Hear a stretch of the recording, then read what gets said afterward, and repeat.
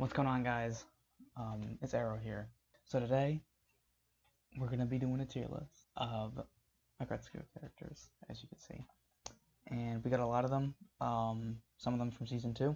Thank you to whoever made this. I will link this in the description below, so you can try it yourself. Some of these characters I probably will not be able to name. I'll have to look them up. But now Retsuko is relatable, and she is fun, and she's also very interesting. She has a lot of she changes her her dynamic as the series goes on. I remember watching the Christmas episode, and I'm thinking, wow, this doesn't seem like something that Retsuko would do, but you know what? People change. People will alter the things that they do to accommodate the feelings that they have at a certain time. But I think she's a phenomenal character. I think that everything she does is great. Obviously, we are rooting for her. She is our main character, and honestly, she's not an S. She's not an S tier. I feel like she doesn't have a lot of memorable moments, or not enough, that really make an impact. The one with Mr. Tone, and the rap sequence, that was really powerful. And I just feel like, though, like, you do it enough, and it's like it gets a little like oversaturated. It's like, okay, we've heard you scream about your problems many times, right? And that's usually how you fix things, I'm not gonna put her as an S. I'm gonna put her as an A. Literally, I've never seen her ever. So I'm gonna have to look her up. Her name is Dumpling. Dumpling, I think. Okay, I'm gonna be honest. I have no idea who this is. I have no idea. I mean, she looks like a character from Agretsuko, but I have no idea. So I'm gonna leave her. You know what? We'll put her at C. Just, I don't know why you'd put her on here. I don't know her at all. Anai? Alright. I got a lot of talk about Anai. My opinions on Anai has changed through time. Okay. At first, it was like, oh, you're a little much. You're a little weird. I don't know if I like you. And then he got better, but I was still like, I don't like this guy. Like, this guy just does not have the right vibe to me. By the end of the season, he was alright, but I mean, just the fact that that whole thing happened, and like, it's so, I felt so bad for Retsuko that she had to deal with this guy.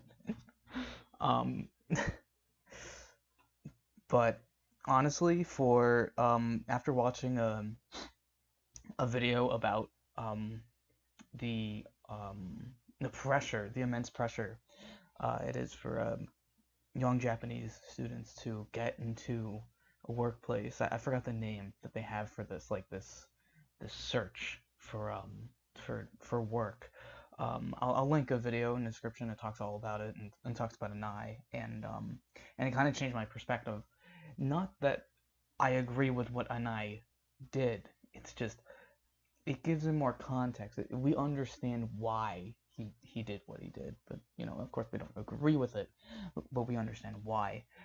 And you know what? He ended up being a pretty good boy in the end. So I'm gonna put him at a B. That's fine. Now apparently, this guy on the Wikipedia, he doesn't even have a name. His name on the Wikipedia is CEO. It's not even a real name. See, he's the CEO of Jerrymon Training. He didn't do anything, and I didn't think he was funny. I thought that he just did his job. He didn't really have a character. I'll put him at C with this one. Kamiya. That's his name. Okay. Obviously, like, the kiss-ass servant to Mr. Tone, doesn't have a lot of character other than that. I don't want to put him at C, but I also don't want to put him on the same level as Anai. because he's not an Anai. Because Anai actually has character. Like, I'm gonna put him as a D. You know what? He fits as a D.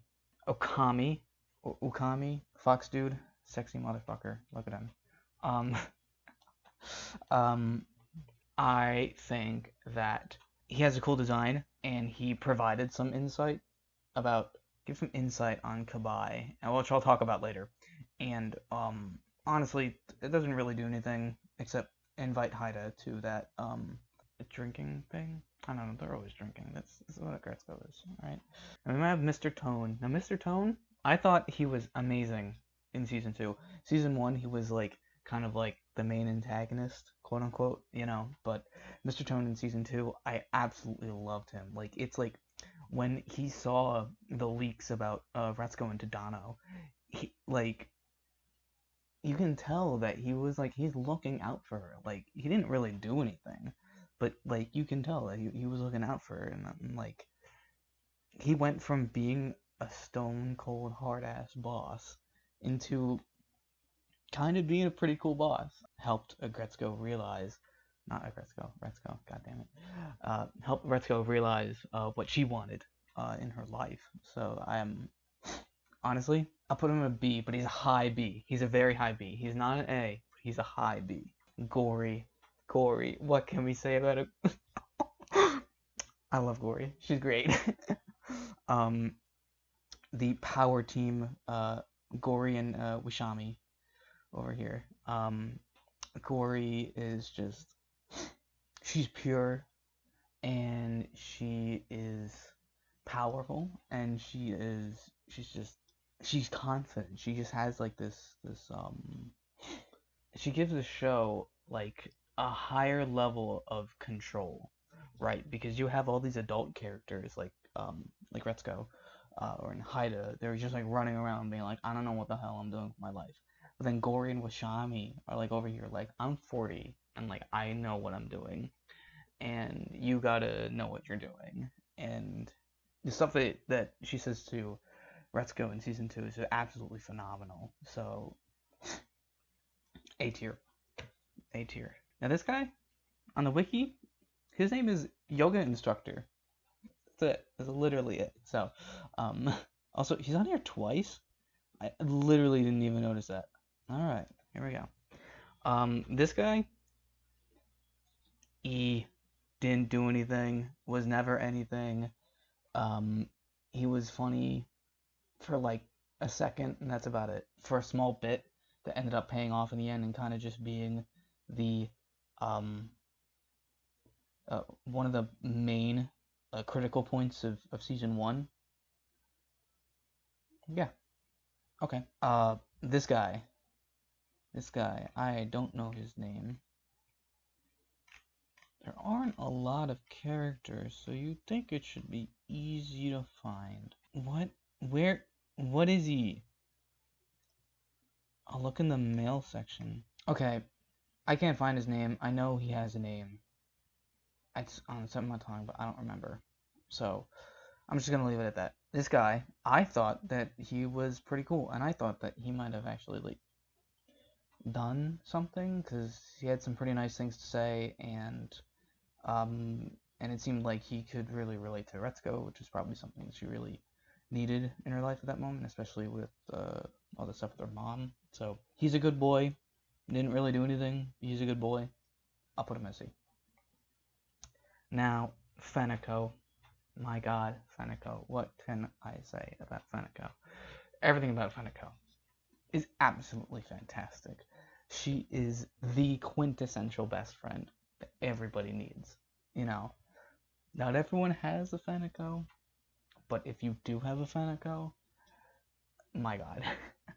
I mean, 1, save your soul, and 2, my god, you're lucky, because she can be the kindest person ever, but she can also probably, like, mutilate your ass. Okay, everything about her character is amazing. She's powerful, she's confident, and she just she does what's right. You know, I feel like she's like a chaotic good type character. Not that I do the D&D thing, but she's like a chaotic good character, and I love her so much. So I'll put her at A tier. She's a high A. definitely a high A. Not an S, but she's a high A. And then we got the other one, Haida. What can I say about Haida, right? Haida has a great design, has a great character, has some really, really powerful moments. Obviously we all know that iconic Haida scene from when he kicks over Can and he falls over and damn it all! It gets me every time. Iconic scene, absolutely fantastic. And like, what's his deal? What's his deal with wanting to like literally? Retsuko gets a boyfriend, and he's just like, I'm gonna punch him. I'm gonna push him. John Mulaney. Be like, all right, what am I gonna do today? What am I gonna do? All right, I walk up and say hello. No, that's too subtle. I'm gonna push him. I'm gonna push him. Haida is absolutely fantastic. S tier. Absolute S tier. This one, I don't know if she has a name. I really don't. I don't think she does. I don't think it was ever mentioned. Doesn't really matter. She has a fantastic design, and she was nothing more than Expedition. Which isn't bad, but, you know, she didn't really offer anything. I'm gonna put her at a D. I'm not really trying to say that he's this guy. Already forgot his name, but Makawao. That's her name. Makawao. E. Absolutely irrelevant. She was literally there to lay the foundation for season 2's whole kind of story arc. So, that's about it. She didn't really do anything. Kabai. After watching a video about Kabai, and I'll link that in the description below, and how she quote-unquote won season 2, I absolutely have to agree, because Kabai was fucking incredible. She was one of those side characters in season 1 that we were just like, alright, Kabai is just like, go away, right?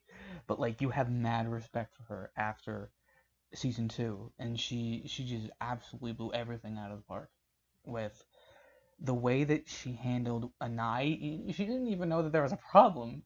She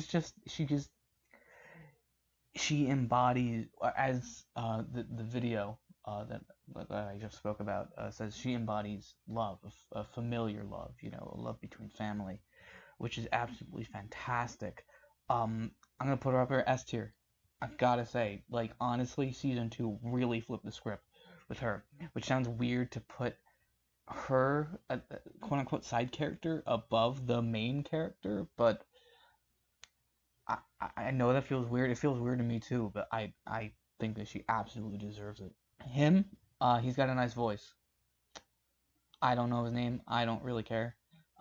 He's the guy who works at the karaoke shop, and I'm gonna put him as a D. This guy, don't know his name. Wikipedia says that his name is Manu Maru. And he has a voice. He has a voice that I remember from like another show, but I don't remember.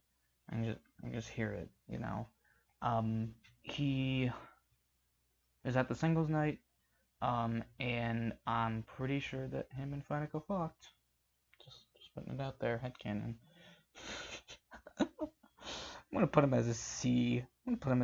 That's all right. He helped out Sasuke, which we'll get in a bit. He helped out Sasuke. So this guy, I don't even know him. Absolutely irrelevant. E tier. Puco, that's her name. Now, let me tell you, I took one of those stupid BuzzFeed quizzes, right? And, like, just as a joke, just, like, ironically, took a BuzzFeed quiz, like, which AGGRETSUKO character are you, right? I got Puco, and I'm like, I get it, because she's kind of lazy, but she started her own business, so that's pretty cool. And it's cool that she was friends with Retsuko. I think that, I feel like she needs more screen time. I feel like she needed more screen time in season 2. She had it, but she also like didn't. But I felt like the conversations that she and Retsuko had were really nice. I'm gonna put her at a B. She's a solid B. Now, what am I gonna say? What am I gonna say about Sasuke? Sasuke is an absolute F. Terrible boyfriend. Absolutely terrible. There's literally no rhyme or reason why he did the things he did. And be so. Just some people are like that, but like I feel like he wasn't he I relate to Resko's situation, all right? Not like I'm as much as a romantic. I'm not a romantic, but I know that feeling. I know that feeling of I'm putting in so much and I'm getting out so little that they're not putting in as much as I am. And honestly, like that one little gag in the Christmas episode, like that was funny, but I honestly never want to see this boy again unless he really gets his ass in shape. But I don't think that's gonna happen. Washami, right? Yeah, yes. Washami is the other partner to Gory, and she's absolutely fantastic. Solid A character. Both of them make a great team. Um, the argument that they had in season 2, I thought was very interesting. Not like I'm up to that level where I'm understanding that. I mean, I know what marriage is, but debating on whether or not marriage is really, does it matter? Is it important? That's a big concept. But you know what? We'll get to that right away because we got our good boy Tadano. Tadano, let me tell you about Tadano. Tadano is not a bad guy. He did nothing wrong. He did absolutely nothing wrong. Tadano's actually a really good boy. He's just like really into communism. The shit that he says, late stage capitalism has got to go. And I'm like, wow. This guy's a commie. Like, look at that. No, but in seriousness, Tadano, he's a good boy. I liked him a lot. I liked his philosophy. I liked his style of work. I liked that he invented an AI that could drive his own car. That was pretty cool. And it was honestly, a lot of people were probably already suspecting that it was him, and he was the big guy that everyone was talking about. But honestly, when they revealed it, I was like, the guy from the car dealership from the DMV, like really? I had no idea, and I was blown away. A tier, absolutely fantastic character, and I love him. I hope we get to see him again. Subone, that's her name, Subone. She's a bitch. F tier, hater. And thigh pick. That moment in season 2 when Federico just calls her thigh pick. No, Sonoda. Sonoda, you know what? We kind of all have a Sonoda, but not on that Sonoda level. All right, Sonoda she's on a different level, and honestly, she's great. I'll put her at a B. Well, you know what? No, I'll put her as an A. Actually, A tier, low A, but she's an A tier. She's not a B tier. She's low A tier. So guys, we have our tier list. This is it. Okay. Obviously there's just my opinions, but I thought that this would be a really fun video to make. Also it'd be really hard to edit, but that's okay. It's all worth it.